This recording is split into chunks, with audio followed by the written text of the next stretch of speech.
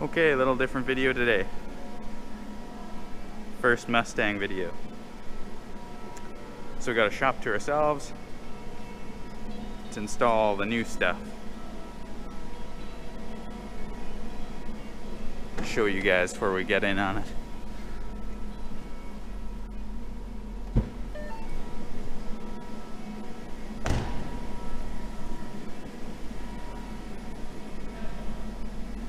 JPC diff brace, Camber Bolts, Panhard Bar, springs, all new badges, stuff like that.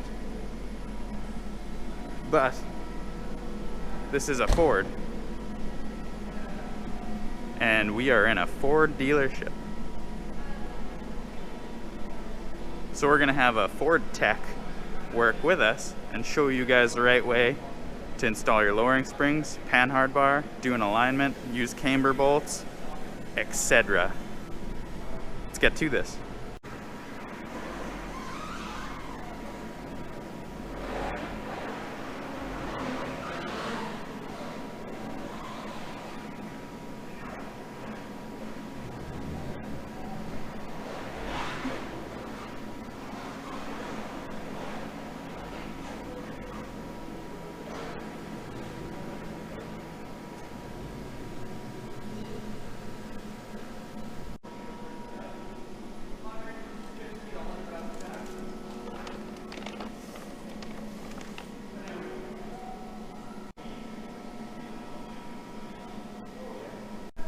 Okay, so this is my cousin, Victor, and how many years you been a mechanic for Ford? I've been working here since 2013, so I've got quite a few years under my belt. But yeah, basically we're going to do some suspension mods to this 2014 Mustang here, and we're going to do it the correct way, make sure we follow all the proper procedures, torque specs and whatnot, and make sure that when it's done it goes out of here driving properly and we don't have any issues. We're also going to be putting in adjust for camber bolts and stuff, so when the car is lowered we can get the camber back in spec, make sure everything's good on it and it's driving properly. That way you don't wear out any tires prematurely and the car handles like it should.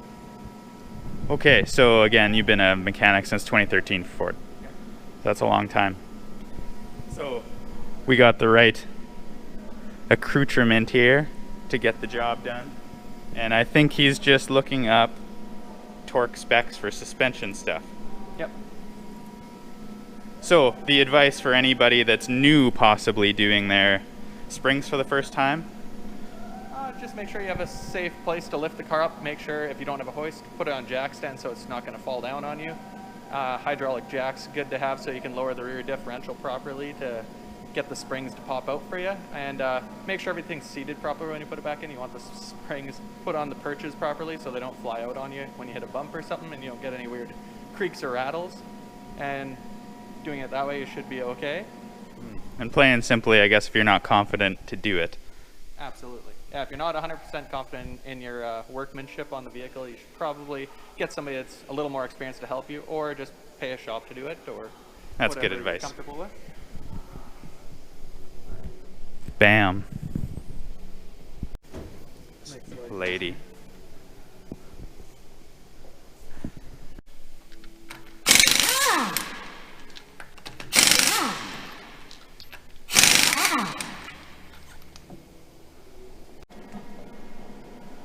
That was easy.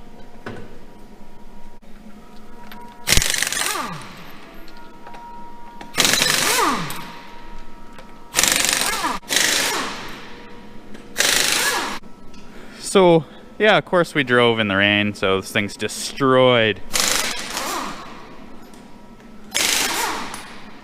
It's gonna be lame to work on a dirty car. Oh yeah. Oh, look at those forearms there, Popeye.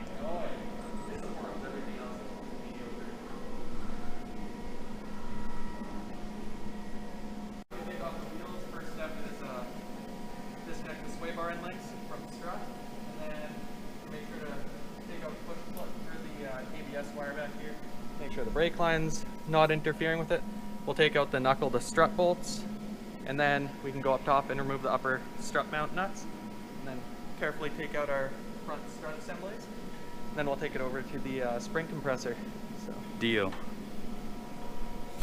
So we took all the stuff off this side. We're only gonna film one side each because really the process on this side is mirrored on the other side. I'm sure you guys figure that out.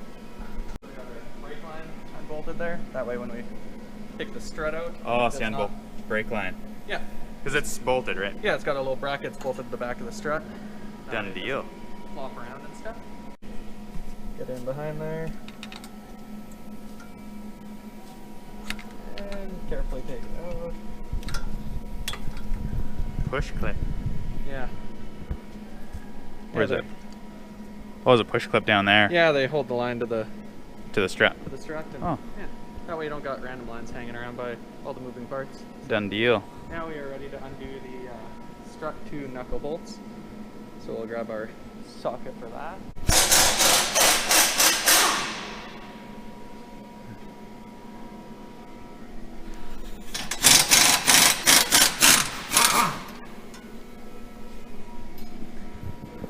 So now it's loose. The bottom's loose. Oh man, look at that alignment. Oh yeah, tons of adjustment there. Run excessive amounts of positive camber. Now we can make a stance car, just like that. That's right. Angle of the dangle. So the bottom strut's loose. Yep. Now top strut bolts. Now just the top, and when you're doing this, you want to make sure you're being a little conscious when you take off the last nut on here. You're going to want to have somebody help you and hold the bottom of the strut. Because the strut will fall out. or get one hand down there yourself and just be cautious. We will we'll go that route right now. Hey, show them the one hand method. Yep. So there we go. I'm holding the strut so it doesn't fall and wreck anything or get damaged. Bam. We got one strut out. Okay, we dragged the new springs over here. So this is a professional spring compressor. The other ones work. They're a little sketchy. Apparently there's no sketch to this whatsoever. As long as you're using it properly, it should be 100% safe. It's also nice when coworkers clean them when they're done with them so they're not full of dirt and stuff. But Oh man, that thing looks like a piece of surgical equipment. oh. All right. So you have little spiky things basically that grab the spring. 3 on the top and on the bottom, and then you just spin this wheel and it compresses everything. Yep. Quite Oh, simple. hopefully we don't die here because I'm standing close to this.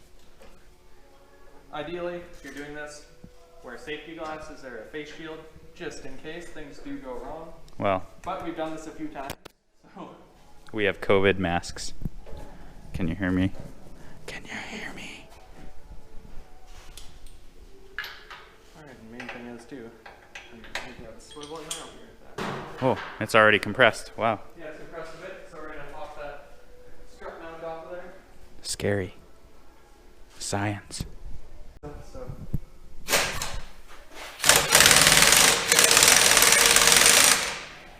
Power. we got it spinning. Gonna clamp it all on there. That way the Oh. strut doesn't fall out. That's a good idea.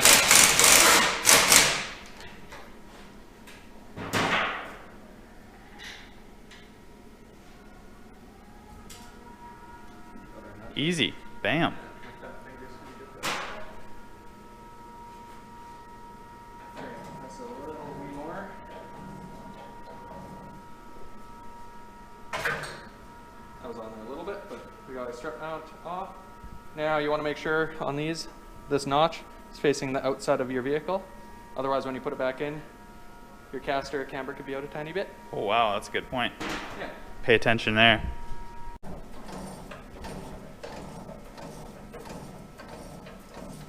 That'd be so nice if you had like, it was electric, you know? Oh man, yeah. That would be wonderful. Man, that's a giant spring. That's tall. Holy. Yeah.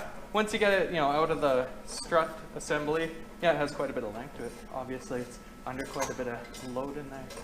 That's crazy. I can't believe that. There we go. Now we are free. Wow. Now Bring that thing over here. Put it next to that Whiteline spring. There's got to be a big difference. Oh yeah, 100%. Look at that.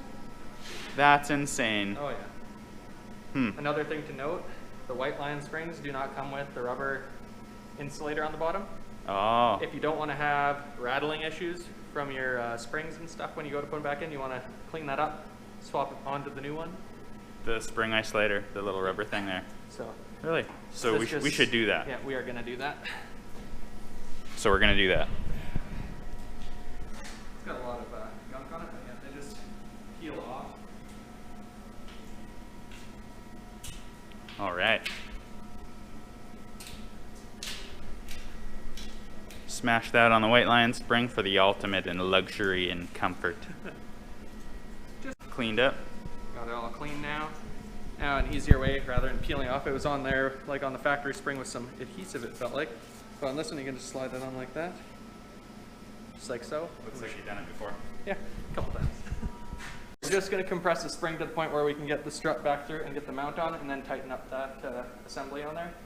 You want to make sure you don't put the spring compressor underneath the bottom or the top of the coil, because that needs to be able to seat on the strut and on the strut mount. Oh, strut going in. Strut's going in. You want to line the spring up with the proper part on the perch there so it doesn't rotate. Cause any issues. There we go. Now, because the spring is obviously a little bit different shape, we had to put the spring into the compressor a bit different. The strut's backwards, so when I try and put the top mount on there, I'm going to make sure put it on accordingly, and I'll also line up the mount on there properly. All right, with that notch in the middle being on the inside of the strut. Yeah, exactly. There we go. Wow, you don't have to compress that too much this time. No, they're that short. But it's only 1.3 inch drop in the front, believe it or not, for Really? that size of the spring difference. With the weight of it, like, actually, even once we get this tightened up, it might be able to move the spring up and down a bit in there, maybe. Yeah, we'll see. Yeah, and when the weight of the car is on it, it won't do that. Because some people, when they put really aggressive lowering springs on cars, the springs will rattle over bumps, which is kind of why you want to swap that. Okay. So we're going to try and get in here. It's a little tighter. Just to get it on there a little bit, because we're actually going to take a torque wrench to that and torque it properly, because it has happened to me in the past, you know, with an experience previously where you don't torque that properly, you just use an impact and then you go over some bumps and you hear a lot of rattling. So torque that up, make sure it's torque spec, you'll be okay. And Crazy. it won't fall apart on you. So. Danger. Just enough spring tension to not rattle. Yeah. Nice and snug in there, so we'll take that back to the Those iBox springs that drop at like 1.5 or more inches, I bet you they rattle in the strut. For sure, in the stock strut. So yeah, we're nice and seated there. Oh, it looks so mint. Up top. Factory install. And you kind of want to be careful too when you're working with the springs. You don't want to scratch the heck out of the epoxy coating on them, because once they start to rust and stuff, they actually change the characteristics of the spring a bit. Oh, really? Yeah, being corroded and stuff will actually change the spring like tension and whatnot. Yeah, the spring rate, I could see that. So, yeah. The installation.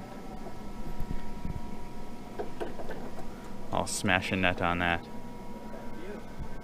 So yeah, that's in there, and yeah, plenty of room to get it nut up top on the strut mount to torque it up.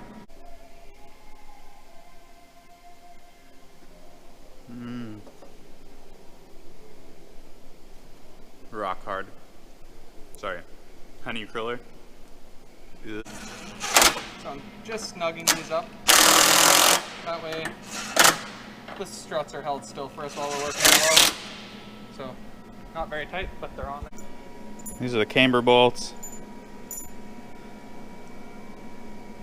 I'm sure you can figure out why, that lobe.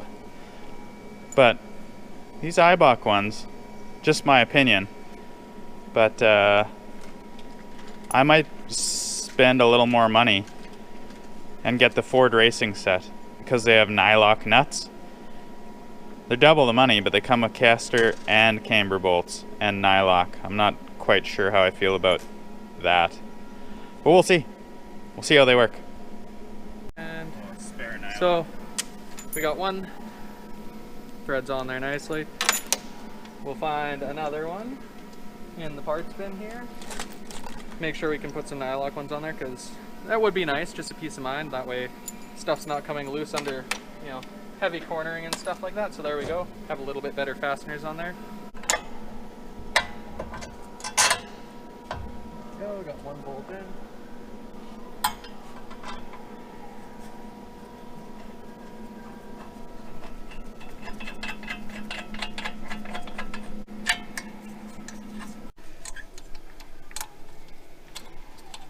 So that's the brake line? That is the brake line. We're putting the bolt back in there, and I will grab the impact. Well, I mean, it's not a critical suspension component quite like the knuckleless strut bolts or the strut mount bolts, so that you don't really need to worry about torquing to anything specific as long as it's tight and it's not going to fall apart on you.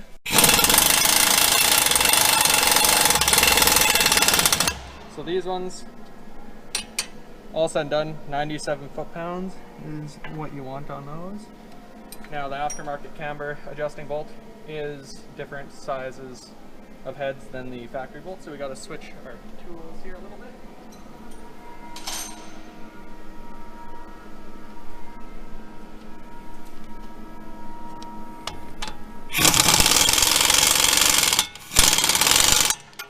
Because we're going to be doing the alignment right after we're done installing this stuff, I'm not going to torque these right now, because basically it'll just make it harder to crack them loose on the alignment rack to adjust them. The ball and socket joint in there can come apart on you, so you don't want that. So grab on with a wrench, use the 8mm head on the front there.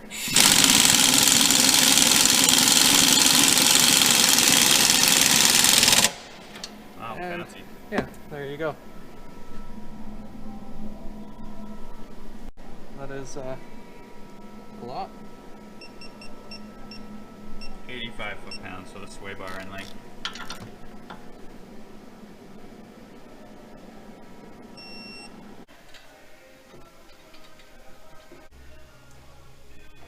Sturdy. Starting on the back lowering springs, we're going to undo the sway bar end lengths, and we're going to unbolt the shocks. That way we can put a jack under the rear differential, lower it down enough to get the springs out of their home. So we got our nut there. We'll pump bolt out. And the sway bar end link is down, and we'll repeat the process on the other side. And then before we unbolt the shocks, we'll put the jack underneath the differential. That way when you unbolt the shock, it doesn't fall down on you and hang off of the control arms in the rear.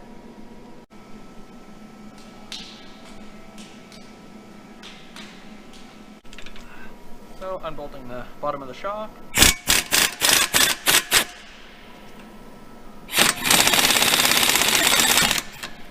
Oh yeah, you can feel it on weight. Oh yeah, you can see the weight of the axle come down there. We're going to jack it up a bit. It does have control arms, and the Panhard bar is still on here, so we should be fine to unbolt both sides without any issues.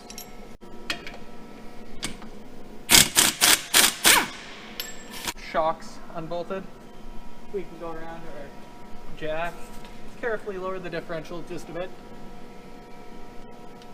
because we still have wires and stuff hooked up for the ABS sensors, brake lines. However, they're not required to be undone for the installation of these, because we don't have to take it down all that much.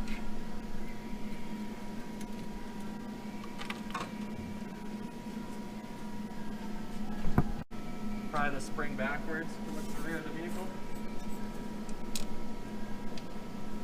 Yeah, pry bars. So we'll see if she comes out now.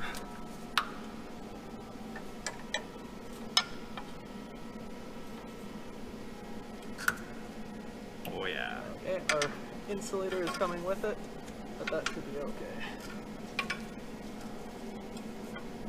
Proving to be difficult to get on it. Damn.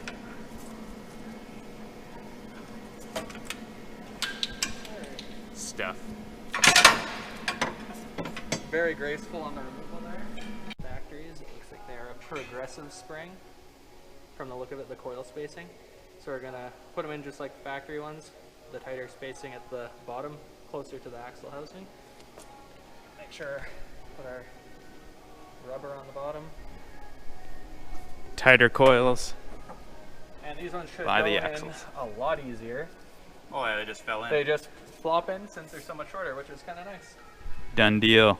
You guys can handle that. Easy. Yeah. Panhard Bar time.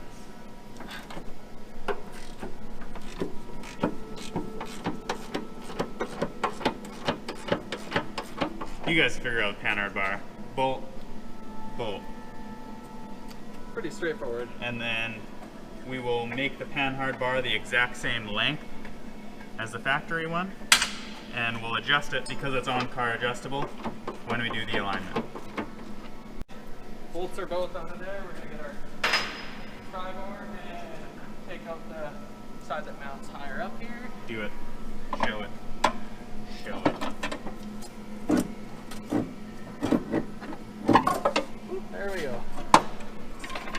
And if I remember from my last one, these things are full of like powdered rubber, like a rain stick. Shake it. Oh yeah. Oh yeah, bring the rain. Oh, yeah. Up here, we can go get our bolts, get those started so we can take the jack out from underneath of it. And those go in this way.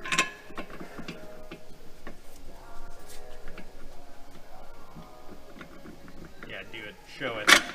There we go, we found the hole. Do it again. 90 foot-pounds for these shock bolts.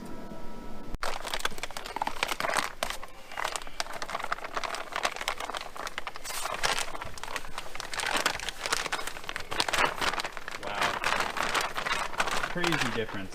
What? Versus the factory. Oh.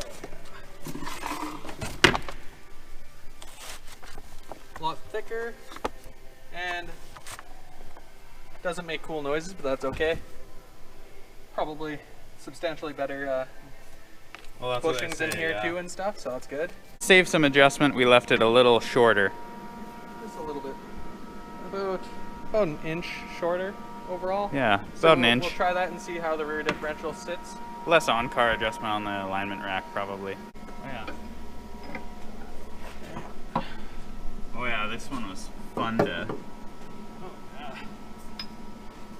And the bushings are a little snug going in. Rubber hammer. So, I'm gonna get something to whack that in. We'll take this down for now. Okay, so we threw a little bit of silicone lube on the bushings just to aid installation. We're gonna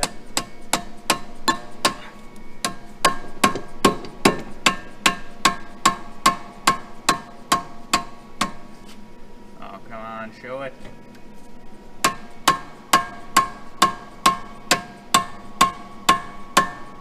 Okay, we made a rookie mistake, so you guys don't do the same thing. We put this thing in here with the adjustment taken out of one end. So we're gonna knock this end out, center this while keeping it the same length, and so we have adjustment. Okay, sorted. Bam. 129 foot-pounds for the 129. Panhard Bar bolts. Oh yeah.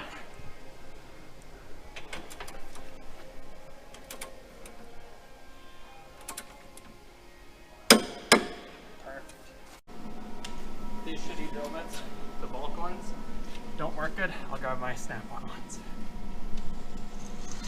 So it's a CHE diff brace, not JRC or whatever I was saying before. You do have to drill some holes though.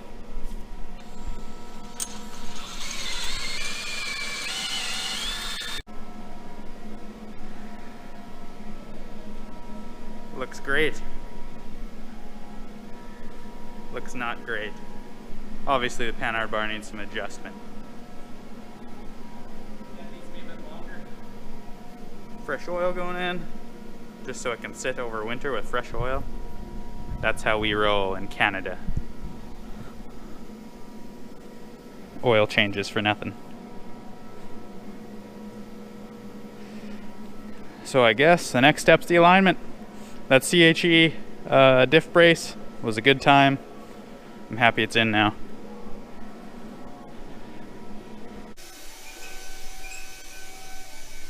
Getting ready for the alignment. This is the height it should have been.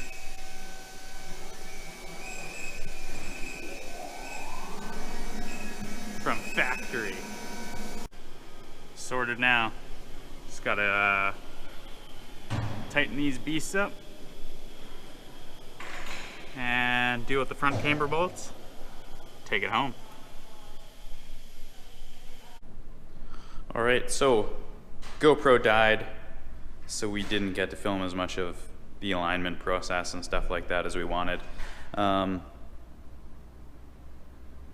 this is it. So Whiteline advertises a 1.3 inch drop in the front and 1.7 in the rear. I kind of feel like they were a little conservative with their estimates. We left the spring isolators in the rear. If we would have taken those out, it would have been another 1/4 inch lower. Yeah, that's kind of what we ended up with. So the Eibach adjustable camber bolt, they allow an additional 0.75 degrees adjustment. So right now we're maxed out with a factory adjustment plus the Eibach. So 1.7 degrees negative in the front. It didn't change caster or anything. Changed the toe a little bit, so we had to sort that out.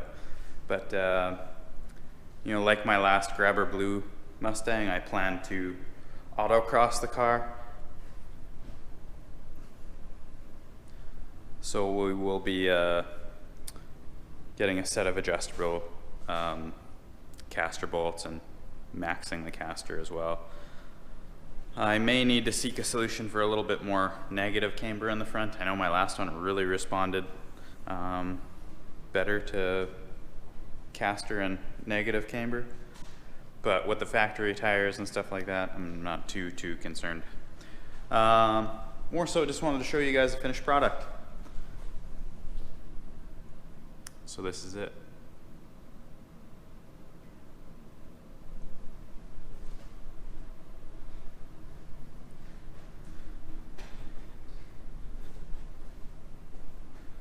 For now, future plans, we will probably go with a Boss intake manifold and get rid of these cats, so there are no emissions laws here, and some sort of a tune just to kind of liven the car up a little bit, like my last one. Nothing crazy. This is it. Let me know what you guys think.